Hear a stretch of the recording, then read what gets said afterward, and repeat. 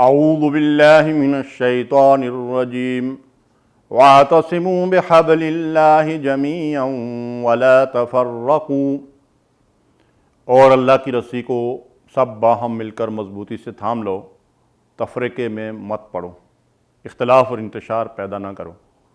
محترم ناظرین کرام، یہ آیت مبارکہ ہمیں امت کی وحدت اور امت کی صفوں میں اتفاق، اتحاد اور یکجہتی کی دعوت دیتی ہے۔ ارشاد باری تعالیٰ ہے کہ سب مل کر اللہ کی رسی کو، یعنی اللہ کے دین کو، قرآن و سنت کی تعلیمات کو مضبوطی سے تھام لو۔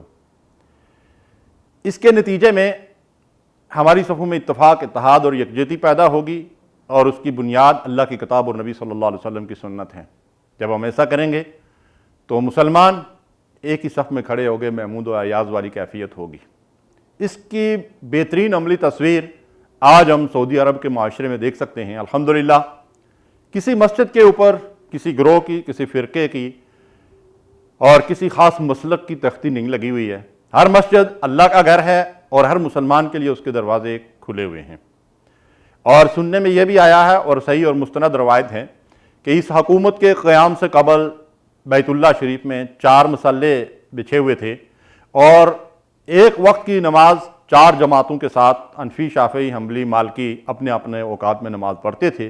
اس حکومت نے ان سب کو ایک مصلے کے پہ کھڑا کیا۔ یقیناً یہ ایک بہترین مثال ہے واعتصموا بحبل اللہ جمیعا ولا تفرقوا کی۔ اس کے مقابلے میں ہم اپنے معاشرے کو دیکھیں تو جب اپنے ملک میں ہوتے ہیں ہم، نماز کا وقت ہوتا ہے تو یہ دیوبندی کی مسجد ہے، یہ بریلوی کی مسجد ہے اور یہ اہل حدیث کی مسجد ہے۔ تو میں کئی دفعہ یہ سوال کرتا ہوں کہ مسلمان کی مسجد کہاں ہے، جس کے دروازے ہر مسلمان کے لیے کھلے ہوں اور وہ بغیر کسی فرقہ واریت اور بغیر کسی اختلاف اور انتشار کے وہاں بحیثیت مسلمان نماز ادا کر سکے۔ اللہ تعالیٰ ہمیں اس بات کی دعوت دیتے ہیں، سب مل کر اللہ کی رسی کو مضبوطی سے تھام لو۔ مسجد اللہ کا گھر ہے، ہم نے اسے فرقہ واریت کا گڑھ بنا دیا ہے۔ انتہائی بدنصیبی اور بدقسمتی کی بات ہے۔ محترم ناظرین کرام، محترم سامعین، ہماری پہچان دیوبندی، بریلوی، شیعہ، سنی، اہل سنت والجماعت، اہل حدیث نہیں ہے۔ وَسَمَّاكُمُ الْمُسْلِمِينَ، اس اللہ نے ہمیں مسلمان بنایا ہے۔ بس یہی ہماری شناخت ہے، اس پر ہمیں فخر کرنا چاہیے کہ ہم خود بھی مسلمان ہوں، دوسرے کو بھی مسلمان تسلیم کریں، اور ہماری صفوں میں اتفاق، اتحاد اور یکجہتی ہو۔